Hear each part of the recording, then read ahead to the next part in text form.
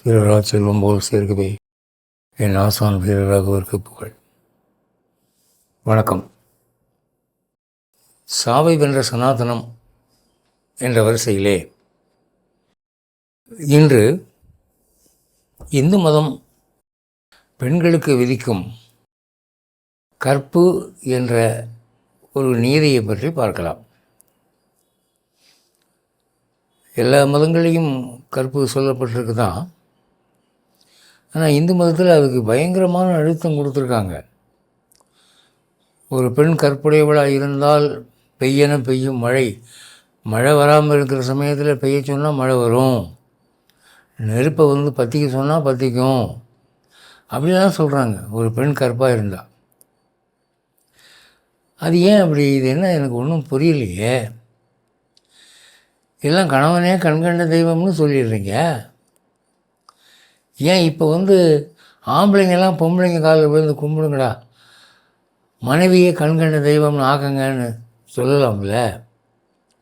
அப்படி இல்லாமல் கற்புன்னு ஒரு வார்த்தை வச்சு அது பொம்பளைங்களுக்கு தான் அப்படின்னு வச்சுருக்காங்க. இது என்ன ஒரு ஒருதலை பட்சமான நீதி?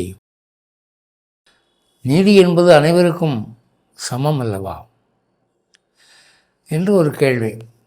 இப்போது மற்ற மதங்களில் கற்பு சொல்லப்பட்டிருந்தால் கூட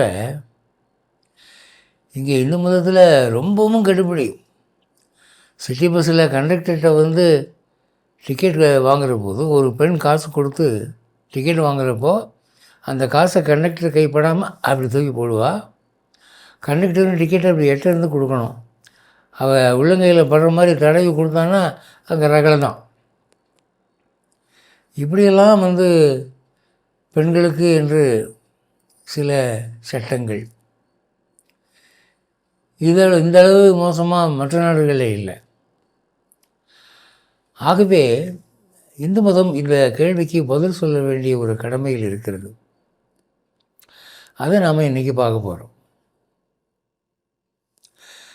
நம்ம வைதிக சம்பிரதாயத்தில் ஒருத்தன் பிராமணனாக இருந்தாலும் சரி, அபிராமணனாக இருந்தாலும் சரி, அவன் வாழ்வின் லட்சியம் என்னென்னா புண்ணியங்கள் செய்ய வேண்டும்.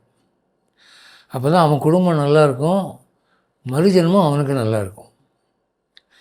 எனவே அனைவரும் அவரவர் சக்திக்கு புண்ணியங்கள் தேடுவதிலேயே அக்கறையாக இருந்தார்கள். சத்திரியன் நாட்டை காப்பாற்றினா கடமை உணர்வோட, வைசியன் அநியாயமாக பொருள் தேடக்கூடாது, 4ஆம் வருணத்தவன் ஆன்மீகத்துக்கு தொண்டு செய்து உலகத்துக்கெல்லாம் உணவு தரக்கூடிய பயிர் தொழிலை செய்யணும், பிராமணன் சதா வேதம் ஓதணும். இப்படி இருந்தது.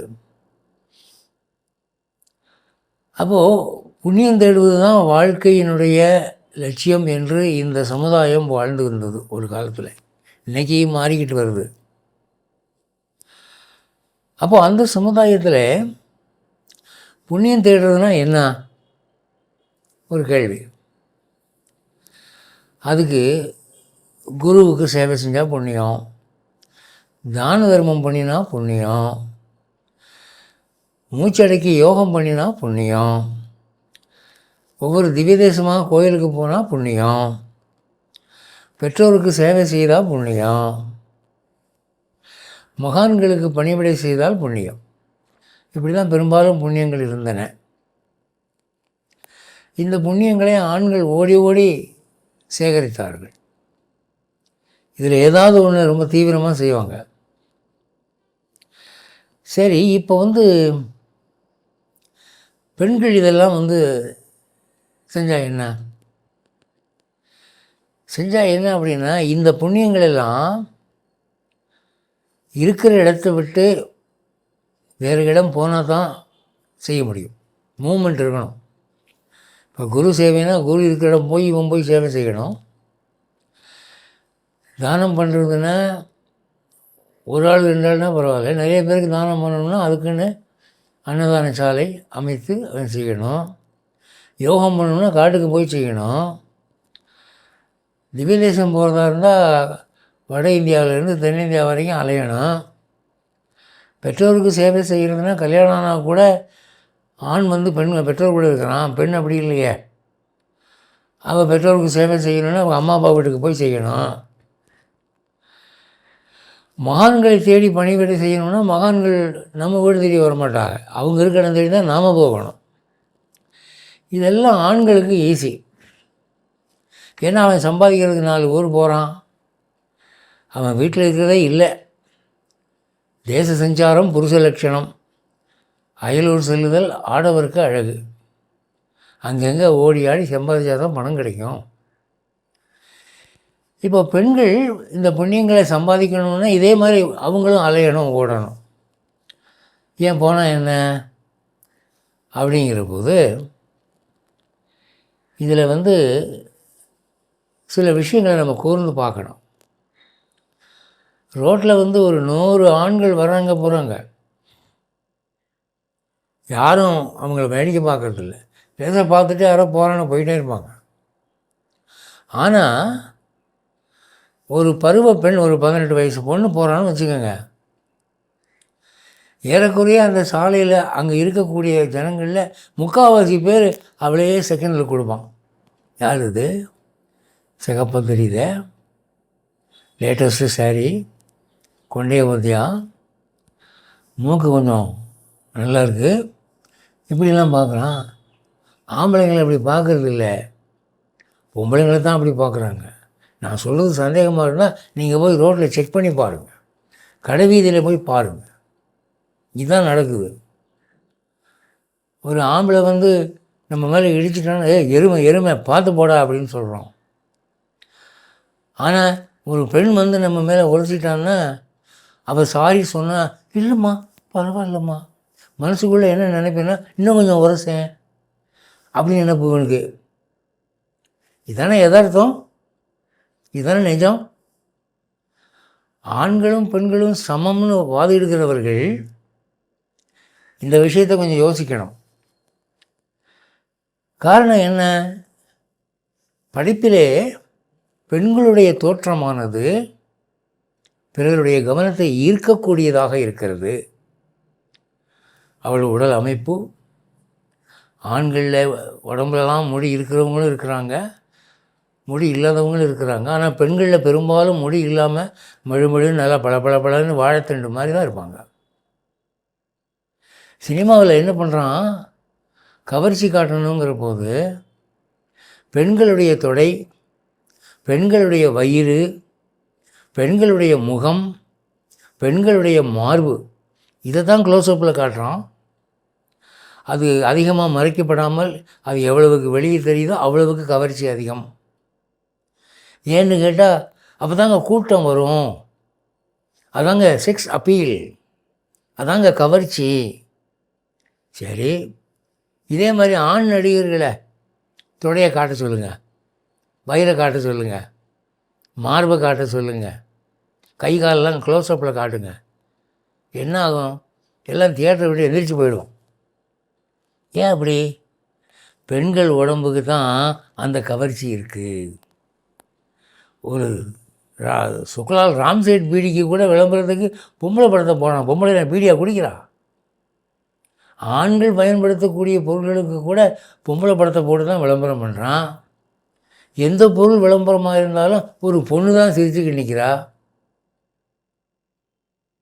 அப்போ என்ன?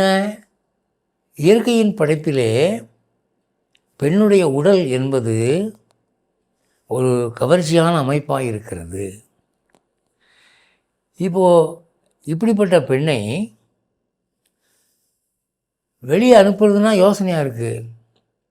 அவள் போனாலும் திரும்பி வர்ற வரைக்கும் வீட்டில் பெரியவங்களுக்கு கதம்னு இருக்கு. ஏன்? அவளுக்கு ஆபத்து. ஒரு ஆம்பளை போனான்னா ராத்திரி 11 மணிக்கு வந்தால் கூட, ஏண்டா நாய் எங்கடா போய் சுற்றிட்டு வர்ற அப்படின்னு கேட்டு பேசாமல் விட்டுருவாங்க, கேட்காம கூட விட்டுருவாங்க. ஆனால் ஒரு பொண்ணு 9 மணி தாண்டிட்டா, ஐயோ காணாமே, எங்கே இருக்கான்னு தெரியலையே, என்ன ஆச்சோ ஏதோ ஆச்சோ, பதறாங்க.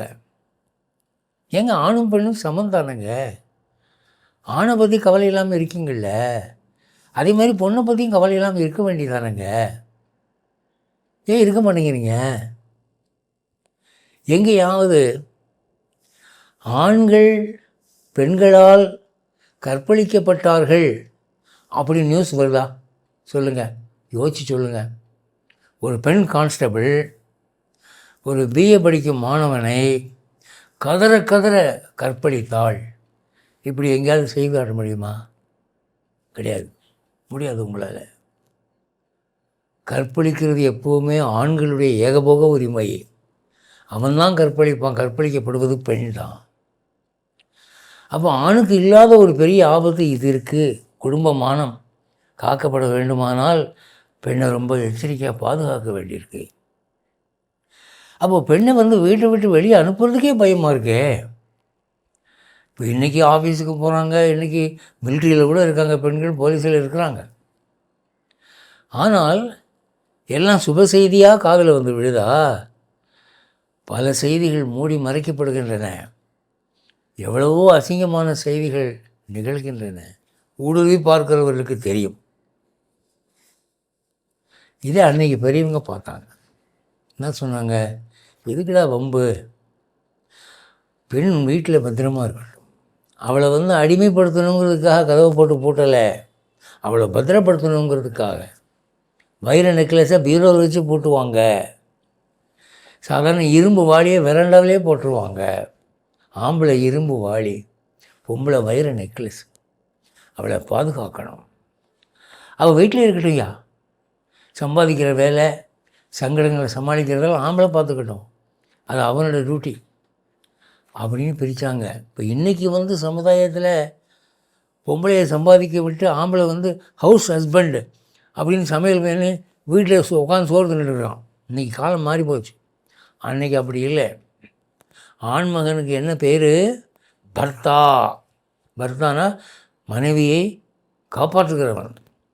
கைவண்டி இழுத்தோ மூட்டை தூக்கியோ உன் மனைவியை நீ தான் காப்பாற்றணும். அவளை சம்பாதிக்கும்படி விடக்கூடாது.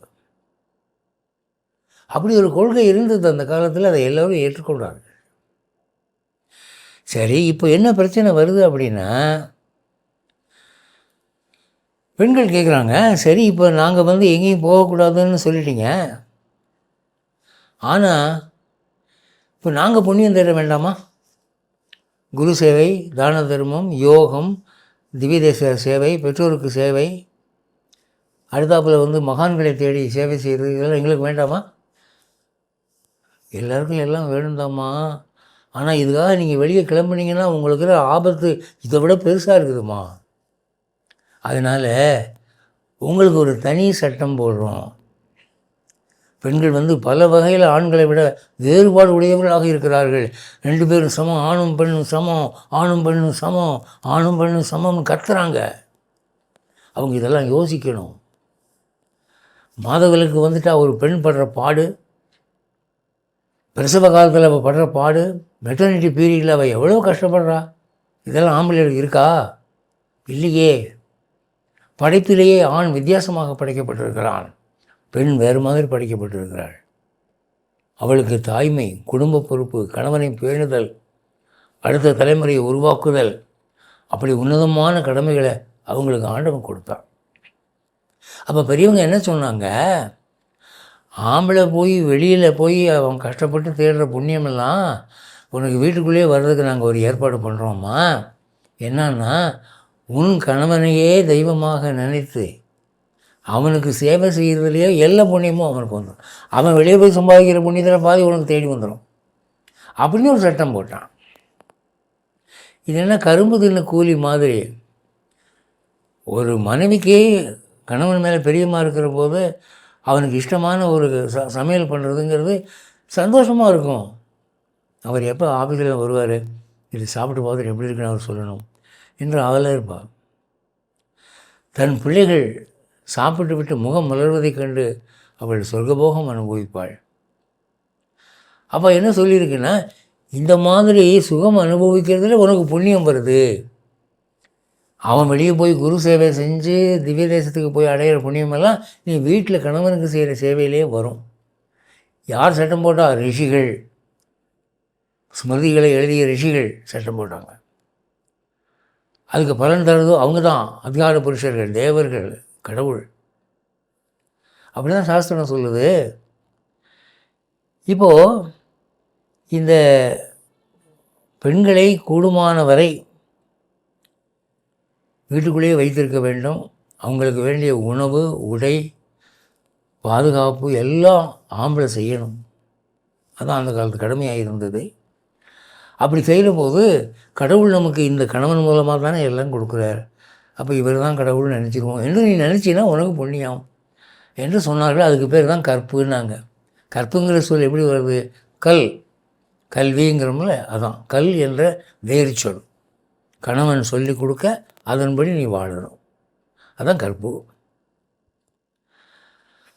அப்போது அந்த கற்பு என்ன செய்யுது அப்படின்னா, யாருக்கும் தெரியாது. நீ மனசுக்குள்ளே இவன் மேலே பக்தியாக இருக்கிறது உனக்கு ஒன்றறியாமல் உள்ளுக்குள்ளே குபு குபு குபு குபு குபுன்னு புண்ணியம் வளர்ந்துக்கிட்டே போகும். உங்களுக்கு தெரியும், கொங்கண சித்தர்னு ஒருத்தரை பார்த்து கேலி பண்ணினா ஒரு பத்தினி அவரை விட ஞான திருஷ்டியில் தான் பெரியவள் என்று காட்டினாள். அதுக்கு அவன் சொன்ன ரகசியம், என் கற்பு தான் எனக்கு அந்த ஞானத்தை கொடுத்தது. முனிவர்களை பெண்கள் சபித்திருக்கிறார்கள், கிரகங்களை நகர விடாமல் பண்ணியிருக்கிறார்கள். எல்லாம் பெண்கள் சாதனை. அப்போது ஸ்மிருதிகளில் ஒரு இடத்துல என்ன போட்டிருக்குன்னா, பெண் என்பவள் தயிர் பானை போன்றவள். நல்லா கவனிங்க, பெண் என்பவள் தயிர் பானை போன்றவள். ஏன் அப்படி? ஒரு பானை இருக்குது, தயிர் போட்டு வைக்கிறது. தயிர் எடுத்துட்டால் கூட ஓரத்துலலாம் தயிர் ஒட்டிகிட்ருக்கு. இந்த பானையில் நீங்கள் நாட்டு பசும்பாலை ஊற்றினாலும் தயிராகிடும், சிந்தி பசுவின் பாலை ஊற்றினாலும் தயிராகிடும், ஜெர்சி இன பசுவினுடைய பாலை ஊற்றினாலும் தயிராகிடும், ஏன் எருமை பாலை ஊற்றினா கூட தயிராகிடும். இந்த மாட்டு பாலை தான் நான் தயிராக்குவேன்னு அந்த பானை சொல்கிறது இல்லை. அது மாதிரி ஒரு பெண்ணானவள் நல்லவன் ஒரு குழந்தை பெறுவதற்கான ஒரு உயிர் சத்தை அவளுடைய கர்ப்பத்தில் விதைத்தால் அந்த நல்லவனுக்கு நல்ல பிள்ளை பெற்று கொடுப்பா. அதுவே கெட்டவனாக இருந்தால் கெட்ட பிள்ளையும் அவள் தான் உருவாக்குவா. அப்போது கணவனாக இருக்கிறவன் யாராக இருந்தாலும், எந்த நாட்டுக்காரனாக இருந்தாலும், அவனுடைய குணம் அப்படியே சாயலாக வரும்படி ஒரு பிள்ளையை உருவாக்குவாள். எப்படி தயிர் பானையானது எந்த பாலையும் தயிராக்குகிறதோ அதுபோல் அவள் அப்படின்னு ஸ்மிருதி சொல்லுது. அப்படி இருக்கிற போது நாம் ஒரு விஷயத்தில் எச்சரிக்கையாக இருக்கணும். ஒரு மனைவிக்கு தன் கணவனுடைய உயிரணு தான் பிள்ளையாக மாறும் அப்படின்னு பகவான் வைக்கலை. எந்த ஆண்மகன் உயிரணு போய் சேர்ந்தாலும் குழந்தை ஆகிடும், அவள் தயிர் பானை போன்றவள் அப்படின்னு வச்சுருக்கான். பெரிய ஆபத்து. அப்போ என்னாகும்? உங்களுக்கு பேரண்டல் லீனியேஜ் ஒரு வம்சம்னு எடுத்துக்கிட்டிங்கன்னா, இப்போ தசரதனுடைய ரகுவம்சம் இருக்குது அப்படின்னா அந்த வம்சம்தான் உங்களுக்கு வரணும். இடையில ஒரு கலப்பு வந்துடுதுன்னு வச்சுக்கோங்க ரகசியமாக ராத்திரியில், அது ரகுவம்சமாக இருக்காது, அது ஒரு திருட்டு வம்சமாக இருக்கும். அந்த பிள்ளை பிறக்கும், அதுக்கும் தயிர் பானையாக இருந்து அவள் தான் சதை வளர்த்து குழந்தையாக்கி கொடுப்பா. அதனால் அவங்க என்ன சொன்னாங்க, பேரண்டல் லீனியேஜ் பியூராக இருக்கணும். அதாவது பாரம்பரியம் என்பது கலப்படம் இல்லாமல் கெடுதல் இல்லாமல் தூய்மையாக இருக்கணும்னு சொன்னால் பெண் பாதுகாக்கப்பட வேண்டும். அவளை 4 இடங்களில் அலைய விட்டிங்கன்னா எந்த இடத்துல அவளுக்கு பிள்ளை உண்டாகும்னு நமக்கு தெரியாது. என் வீட்டில் இருக்கிற கோழி முட்டை என் வீட்டு சேவலுக்கு தான் உருவாச்சா இல்லை பக்கத்து வீட்டு சேவலுக்கு உருவாச்சான்னு எனக்கு தெரியலேங்கிற போது அந்த சந்தேகம் எனக்கு வந்துருச்சுன்னு வச்சுக்கோங்க. அதுக்கப்புறம் எனக்கு குடும்பத்தில் எப்படி ஒரு பற்று இருக்கும்? இது என் பிள்ளை இல்லையோ, முகத்தை பார்த்தா பக்கத்து வீட்டுக்கார மாதிரி தெரியுதே அப்படிங்கிற சந்தேகம் எனக்கு வந்துருச்சுன்னா குடும்பம் உருப்படுமா? இந்த பிரச்சனையெல்லாம் ஆண் மகனுக்கு இல்லை, பெண்ணுக்கு தான் உண்டு. அதனால் என்ன பண்ணாங்க, நீ இந்த 4 சுவருக்குள்ளேயே குடும்பம் இருக்கீங்க. அப்புறம் இதில் ஒரு வேடிக்கை பாருங்கள், ஆணும் பெண்ணும் ஒரு குழந்தையை உருவாக்குவதற்கு இணையும் போது விதைக்கிறவன் பாதிக்கப்படுவதில்லை, விதைக்கப்படுபவள் தான் பாதிக்கப்படுகிறாள். இவன் பாட்டுக்கு வேலையை முடிச்சு போயினே இருப்பான், ஆனால் பின் விளைவுகள் போகிறான் அவளுக்கு தான். குழந்தை உருவாகிறது, குழந்தையின் தோற்றம், குழந்தையினுடைய குணம், இது எல்லாம் வந்து அவளை கேள்விக்குரியதாக்கிவிடும். ஆக இதில் வந்து நம்ம எச்சரிக்கையாக ஒரு அந்தப்புறம் என்று ஒரு தனியாக ஒரு அறை வச்சு அதுக்குள்ளேயே அவள் இருக்கட்டும், வயசான பெண்கள்லாம் காவல் காக்கட்டும், அனாவசியமாக ஆம்பளைங்கள்லாம் போகக்கூடாது அப்படின்னு ஒரு சட்டம் போட்டாங்க. இது வந்து ரொம்ப நாள் பாதுகாக்கப்பட்டது. இப்போ ஒரு கேள்வி வருதுங்க. என்ன அப்படின்னா, கணவன் வந்து அவளுக்கு சாப்பாடு போட்டு சுவரச்சனை பண்ணுறதுனால தெய்வம்ங்கிறீங்க. ஐயா, கணவன் ஏழை, இவ பணக்காரி, இவ பணத்தில் தான் அவன் சாப்பிட்றான்னு வச்சுக்குவோம். அப்போ வந்து அவள் வந்து இவனை கும்பிடணுமா, இல்லை இவன் வந்து அவளை கும்பிடணுமா அப்படின்னு கேள்வி வருது இல்லையா? இப்போ கண்ணகி கதையை எடுத்துக்கோங்க. கோவலன் கண்ணகியுடைய நகையை வாங்கி தான் கொண்டு போய் மாதவி வீட்டில் ஜல்சா பண்ணான். அவன் சம்பாத்தியம் இல்லை, அவளை போண்டியாக்கினான். நியாயப்படி என்ன பண்ணியிருக்கணும்? அவன் வந்து தினம் கண்ணகி காலில் விழுந்து கும்பிடணும்.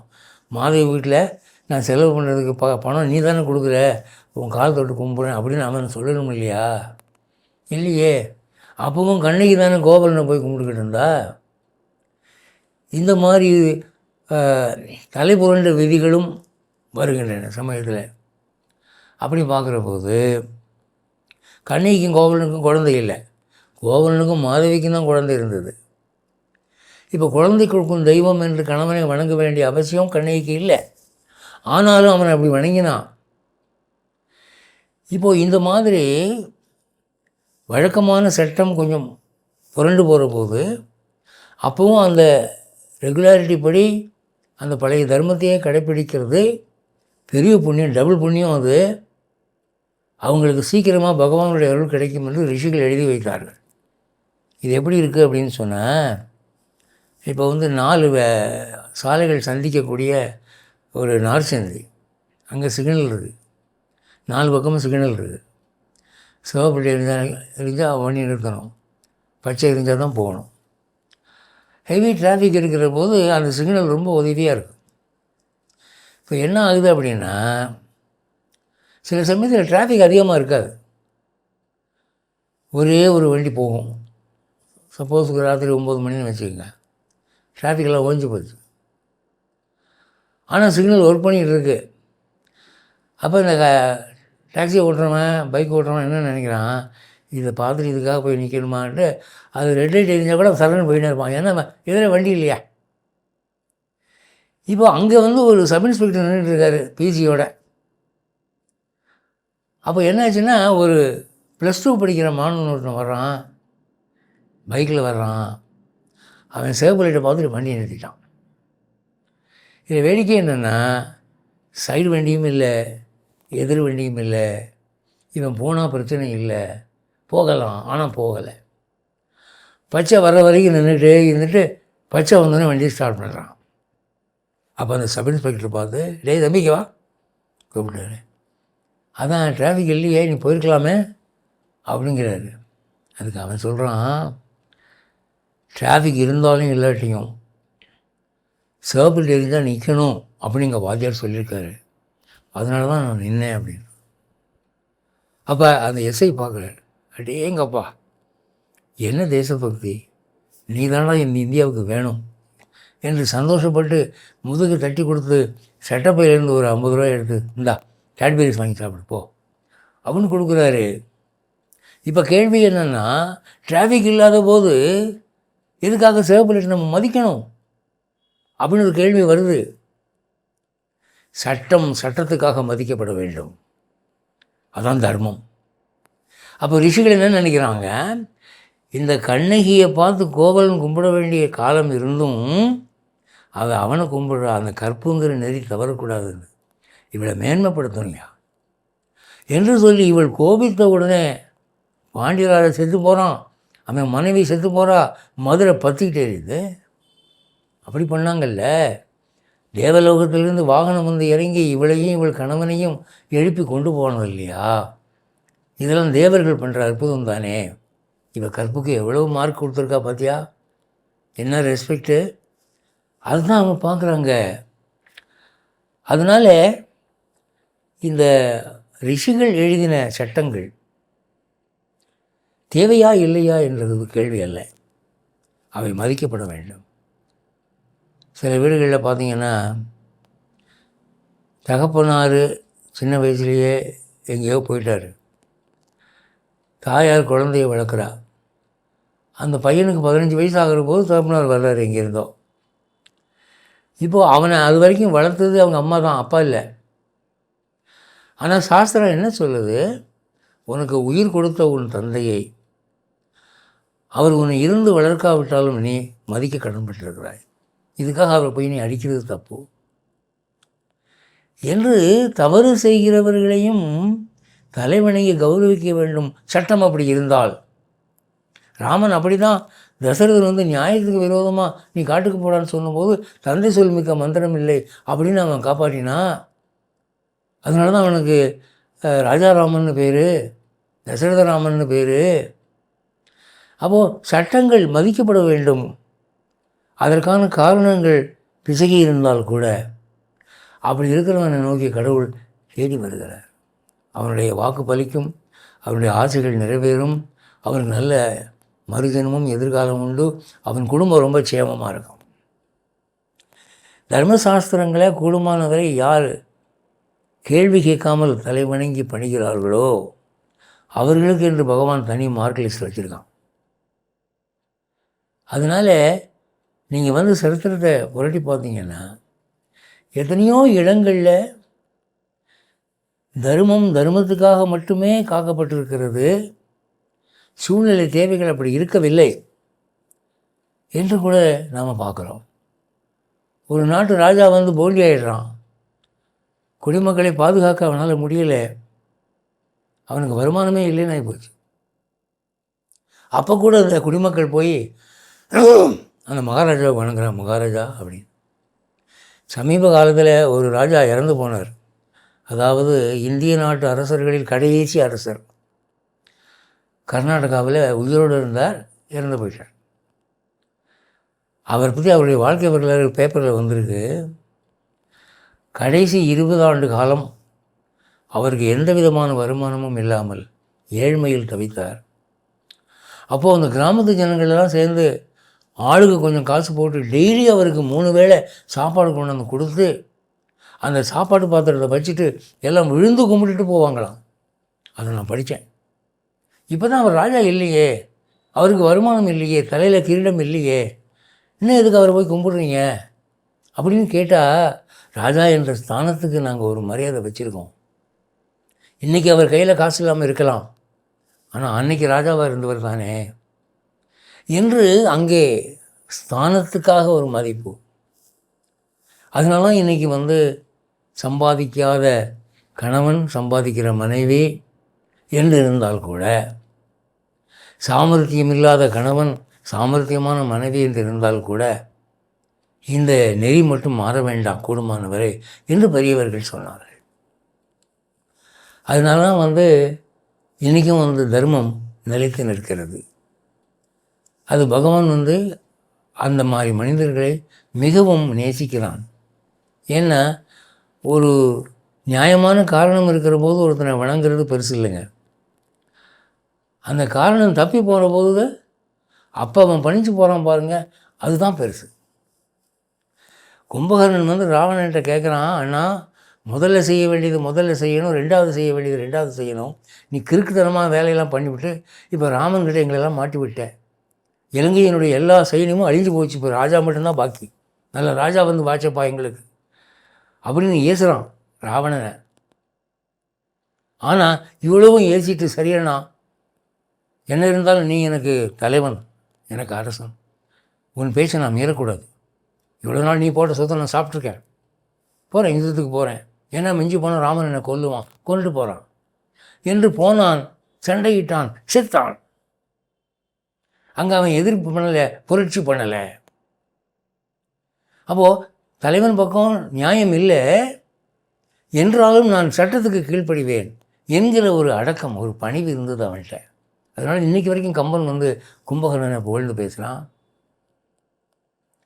அது மாதிரி தான் அன்றைக்கி வச்சுருந்தாங்க. வணக்கத்திற்குரிய தந்தை, வணக்கத்திற்குரிய கணவன், வணக்கத்திற்குரிய தாய் இவங்கெல்லாம் அந்த வணக்கத்திற்குரிய நிலையில் இல்லாவிட்டாலும் கூட அவர்கள் மரியாதைக்கு உரியவர்கள், அந்த கட்டுக்கோப்பு மீறக்கூடாது என்ற ஒரு சட்டத்துக்கு உட்பட்டு இந்த இந்திய நாடு இன்று வரை நடந்து வந்ததால் தான் அது இன்று வரை அந்த பழைய வாழ்வினுடைய ஒரு சிதறல்களோடு, அந்த சாயல்களோடு, ஆமாம் இது இன்னும் அந்த வைதிக நாடு தான் என்று சொல்லக்கூடிய அளவிலே இருக்கிறது. நம்மலாம் எவ்வளவோ அமைதி அனுபவித்து கொண்டிருக்கிறோம். மற்ற நாடுகளில் எவ்வளவு அமைதியின்மை தெரியுமா? மற்ற நாடுகளில் எவ்வளவு பிரச்சனை தெரியுமா? ஒரு இந்தியன் அனுபவிக்கிற மன நிம்மதி உலகத்தில் எந்த நாட்டுக்காரனும் அனுபவிக்க மாட்டான். இவனுக்கு இருக்கிற ஒரு நிம்மதியும் ஒரு அமைதியும் ஒரு மகிழ்ச்சியும், சாப்பிட்றது பழைய சோறாக இருந்தாலும் அந்த குடும்பம் சிரிச்சுக்கிட்டு சாப்பிடும். இங்கே அது அங்கே இல்லை. அந்த செல்வம் நமக்கு ஏன் வந்தது? தர்மத்தை மதிக்க வேண்டும், தர்மத்துக்காக மதிக்க வேண்டும். தர்மோ ரக்ஷதி ரக்ஷிதா, தர்மத்தை நீ காப்பாற்றினால் அது உன்னை காப்பாற்றும். என்ன அழகான பொன்மொழி. நீங்கள் பெங்களூர் போங்க, பெங்களூரில் சட்டசபை விதான் சௌதா, அதில் இதை தான் எழுதி போட்டிருக்கான், தர்மோ ரக்ஷதி ரக்ஷிதா, தர்மத்தை நீ காப்பாற்றினால் அது உன்னை காப்பாற்றும். நீ தர்மத்தை புறக்கணிக்கிற, இடது காலில் எட்டி உதைக்கிறேன்னா அதுவும் அப்படி தான் பண்ணும். அப்புறம் தர்மம் என்னை காப்பாற்றுன்னு குறைப்பட்டு என்ன பண்ண? அந்த கண்ணோட்டத்தில் பார்க்கிற போது கற்பு என்பது மட்டுமல்ல, எல்லா நீதிகளுமே நியாயப்படி ஏற்பட்டவை என்று சொல்லிக்கொண்டு விடைபெறுகிறேன். மீண்டும் அடுத்த சனிக்கிழமை சந்திப்போம். ஜெய் ஸ்ரீமன் நாராயண்.